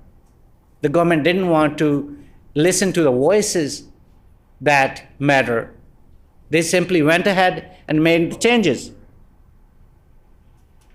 I would like to ask the minister why this survey was not done before making these changes.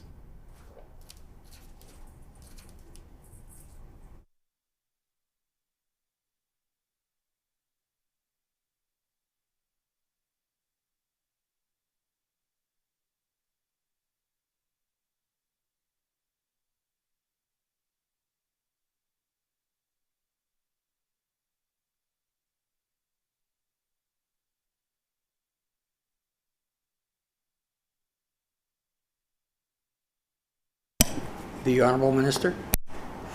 Yeah, the member talks about people not having access through Engage MB, and I would like to inform the member that over and above community engagement and consultations, we consulted with Manitoba Grasslands and Forage Association and all their members. Manitoba beef producers, they were a large part of this. Keystone Ag producers, and if the member remembers last night, they represent 15,000 producers, and they were part of the consultations. And recognizing that Rome wasn't built in a day, but the members opposite, they want to keep everything stagnant. Under their government, everything was stagnant. And when things continued to grow, like the hog sector, they actually brought in a moratorium to cease agriculture in the hog sector in Manitoba. So they're talking about consultations. I know for a fact they didn't consult on that. They did not. And this government, we consult, we listen, we're going to continue to listen. And the member opposite suggests earlier in his comments that we put a moratorium like they did on hog barns. We put a moratorium on buying and selling farmland so the farm sizes don't change, so we can keep small farms. I don't know. That doesn't look like any sort of government that I'd want. So I'm glad that they're not going to be successful in this next election. And we're going to continue to consult and listen to producers, whether it's through Engage MB, community consultations. Manitoba beef producers has agents that are representatives that are across the province. They have regions. They have regions, and they have a representative in each and every region. And the producers know who they are. Keystone Ag producers, as I mentioned, represents 15,000, not just producers, households, 15,000 households. And the member suggests that there's no consultation. All that, and Manitoba Grasslands and Forage Association as well was part of it. And there's more that escapes my memory at the moment here, but I'll endeavor to get to expand on that list in my next question.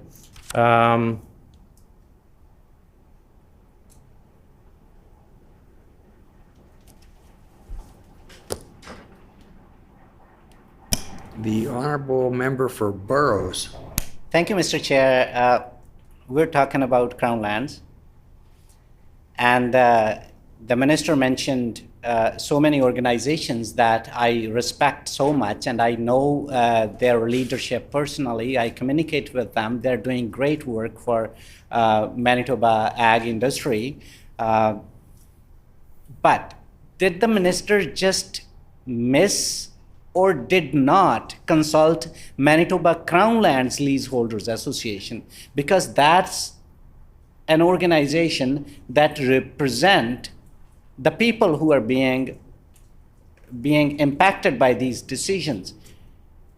I just want to know if Manitoba Crown Lands Leaseholders Association was consulted, specifically as the minister mentions other organizations, and maybe the minister reached out to them with a letter or email or picked up the phone and talked to the leadership.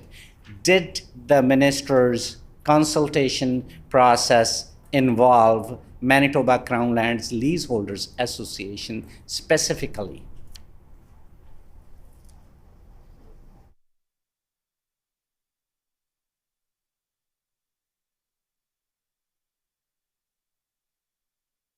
The Honorable Minister of Agriculture.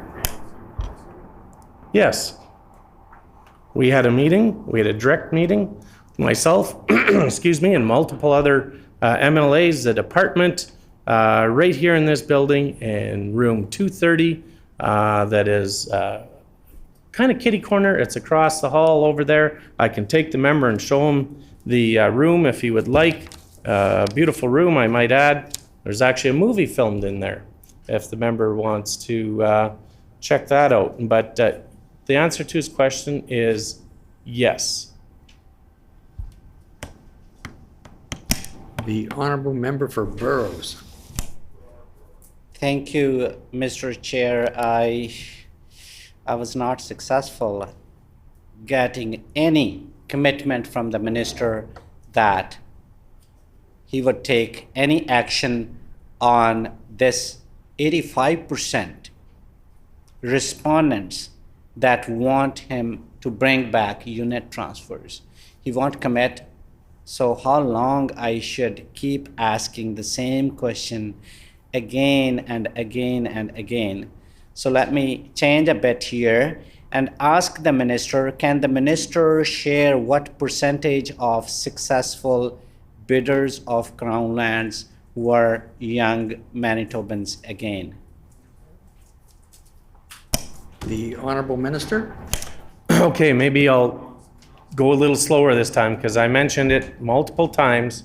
It's just shy of 40% of the Ag Crown land was won by young farmers at our last auction.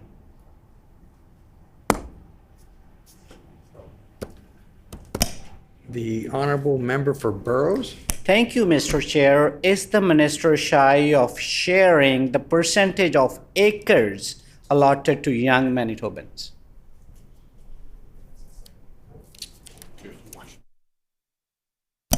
The Honorable Minister. That would probably take many, many hours of work by the department to break down each package and give that. I am very proud of our young producers that are getting into the into farming.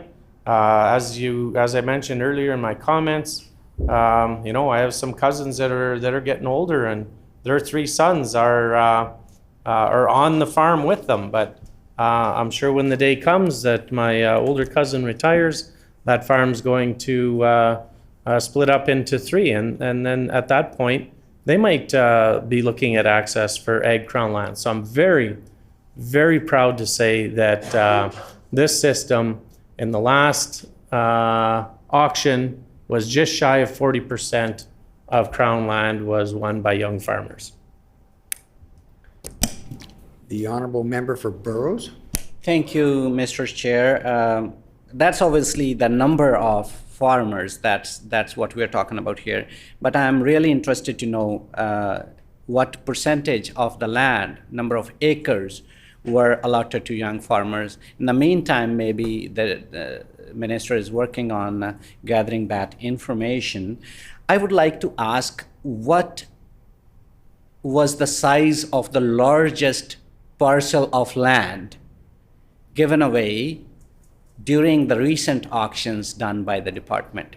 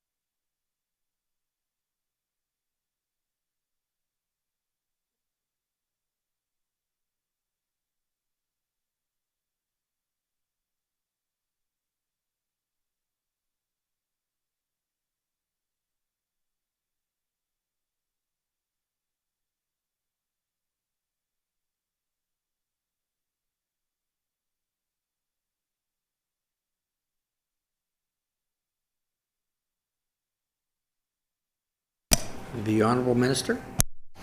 Yeah, while we're waiting to see if we can get that information and how that falls under Freedom of Information and Privacy Protection Act, if the member is trying to tie it to a certain name, I'm pretty sure the information's public, so he could go on and look. All the results were posted online, so I'm sure the member will endeavor to go and look online for the public information. What I'm not prepared to do is disclose private information, which I recognize the member hasn't asked for private information as of yet. But I would like to talk a little bit more about the other people that we consulted through not only Engage MB and Keystone Ag Producers, Manitoba Beef Producers, as I mentioned, Manitoba Grasslands and Forage Association, along with community consultations. We had Crown Land clients. We actually reached out to producers that have Crown Land and or are looking to obtain Crown Land. So we have that list from people that participated in auctions at certain points in the past. So every single one of those people were reached out to. There's also the watershed districts, the Bison Association, Community Pasture Association, AMM, Association of Manitoba Municipalities, Cattle Feeders Association, and that's just a few more that I thought of, and I'm sure I'll add to those after, but if the member wants to ask another question so we don't just roll time away here while we're endeavoring to find that previous answer. The Honorable Member for Burrows? Thank you, Mr. Chair. Just wanted to clarify that I didn't intend to ask any private information about somebody who took the land. My purpose of asking the question was, for example, if one successful bidder took, say, 5,000 acres, one parcel of 5,000 acres, and another one took just 500, say. So that would mean one was the young farmer, another was not. That would mean that 50% of the successful bidders were young farmers. So that doesn't make any sense, because we have to take into account actually the number of acres. I have talked to so many producers, and producers are sharing with me that they have seen like buses full of people out from outside Manitoba, and they are looking at the lands and making plans how to get this land, and just before the auction is held. So people are worried about their land being taken by the people with deeper pockets. But we are interested to hand over the land to those who love the land, who actually want to farm the land, who actually have passion about farming, and they have some farming experience. So we don't want to end up having this land given to those who are just investing their money and keeping that land doing nothing. So the intention was not to get the names of who took it, but I was interested to know the size of the parcels that was given out. So if it's still possible to know the largest parcel size and the smallest parcel size during the recent auctions that were held by the department. The Honorable Minister. Yeah, the member talks about young farmers and having them get access to land. Well, this government has increased the Ag Crown land active leases by almost 4%. So under the NDP, they put on moratoriums. They had lower Ag Crown land allotments. And then even the leader of their party yesterday in the chamber said that they will roll back the education property tax credit, which gives $54.8 million. $54.8 million that goes to producers. And this government is going to take it away. This NDP government, if they ever form government, this NDP party has committed to rolling that back. $54.8 million that goes right into producers' pockets today will be rolled back if NDP ever forms government. So I pity the day, 20, 30 years down the line, where that may happen. They will take that away. They will make producers pay more. How are young producers? The member talks about young producers and his passion for young producers. I'm adding the word passion. I'm trying to give him a little bit of leeway here. But he is committing, and he hasn't said he's not, because he stood up in the chamber and voted against $54.8 million going back to the producers. He stood up in the chamber, the member for Burroughs, his leader, the whole NDP team stood up in the chamber and voted against $54.8 million going back to producers, including young farmers. That's going to hurt them. And he talks about access to Crown land. We have, in the last auction, as I mentioned, just under 40% of Ag Crown land was won by young producers. They talk about putting on moratoriums on buying and selling land, just like they put moratoriums on hog barns. That's not the way this government's going to go.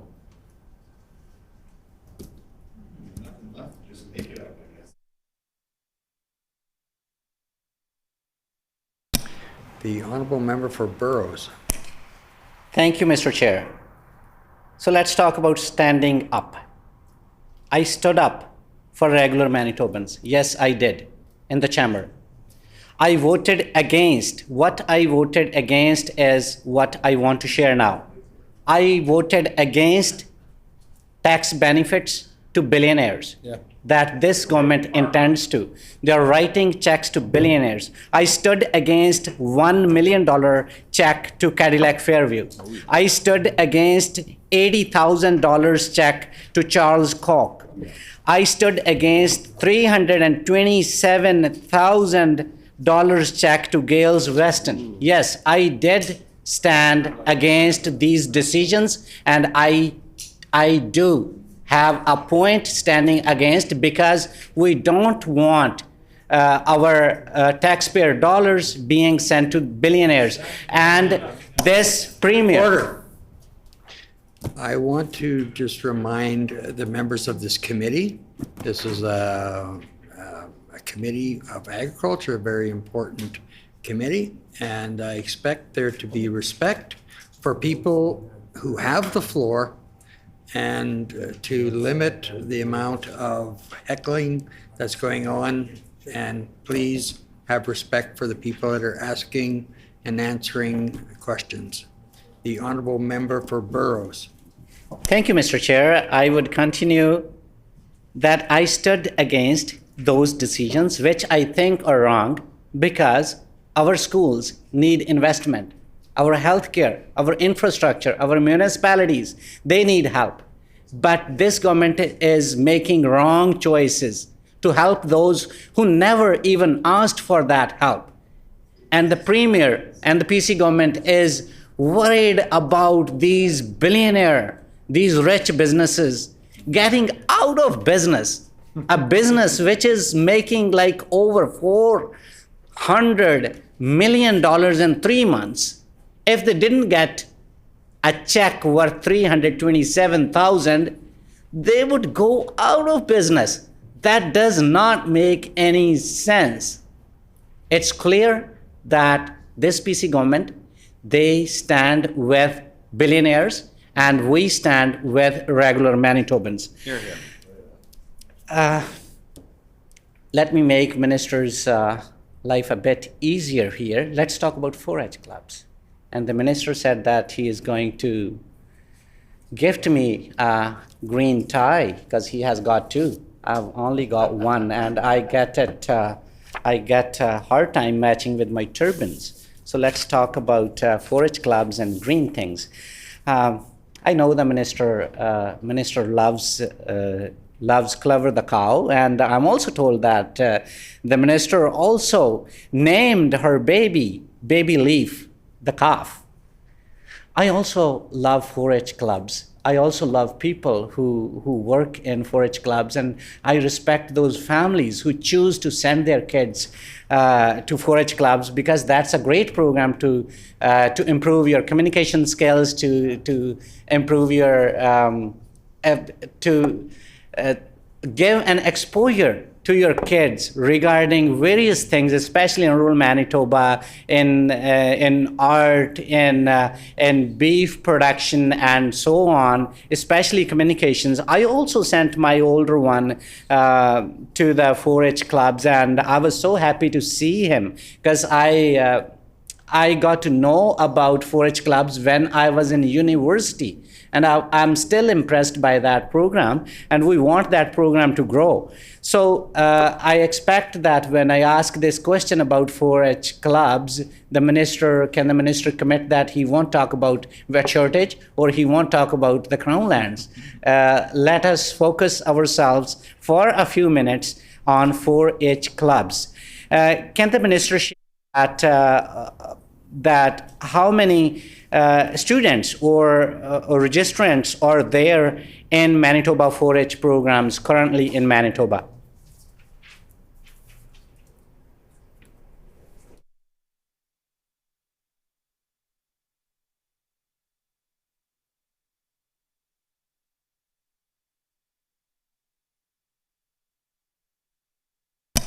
The honorable minister. Well, I don't have that number off the top of my head, so I apologize, but yes, 4-H is an outstanding program. I remember going into it when I was young. Of course, I was only able to attend for the short period of time after calving and before we started haying, so I was on the very short program of it. So at 8 years old, I was out raking, so I don't know if that'd be frowned upon nowadays, but it definitely wasn't back then. So yes, 4-H is outstanding, and we were proud to sponsor Clover the cow with $5,000 going towards it. And just so people know what we're talking about, in case people that are watching today don't know what Clover is, if you didn't get the full video of me working with Clover, I will say it's an avatar that is that you can give real scenarios of birthing a calf. So you can position. I've chosen to name the calf Leaf. I think it's kind of stuck, 4-leaf clover, you know. But Leaf is the calf that you're able to deliver from inside a clover. But real life scenarios and important investments like that in 4-H from the government are important. So it actually has air bladders that you can pump up to increase the friction and simulate a harder calf birth. You can place it breeched. They actually have one similar at the Western Veterinary College of Medicine in our neighboring province, Saskatchewan. They use it there for right in the vet school. So it's a very, very powerful tool, very powerful avatar.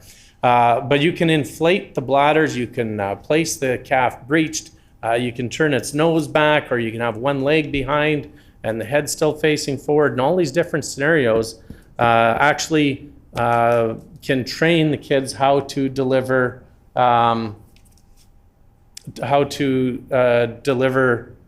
calves. Is that the number? That's the numbers in Canada. There's this many. In Manitoba, okay. So the calf, you can actually use real things that you would use to deliver a calf, like calving chains that you would use to put around the front hooves to pull it out, and all the other tools that go along with delivering a calf. So it's a very important tool. And it's important that we as a government continue to support 4-H and all of the work that they do. Again, I participated when I was young. I had limited time. I could go there throughout the year, but I thoroughly enjoyed everything that I was exposed to. And I still remember my director's name, Diane Riding. I still remember her, and she's still involved with 4-H and different things. So when it's in you, when you start participating at a young age, people stay with it for a long, long time. And it's very important to support our 97 clubs in Manitoba. All 97 of them, even though they have different focuses, they're still an outstanding way to educate children and incorporate them into agriculture so they can kind of do hands-on. And all 1,070 members are excited when they come to, I've had numerous visits here at the legislature, and they're just excited to be engaged and learn about everything. And our 327 leaders that still help educate and get a hands-on for those kids is outstanding, and they have 1,341 different projects that they do around the province. Order. The hour being 5 p.m., committee rise. Already?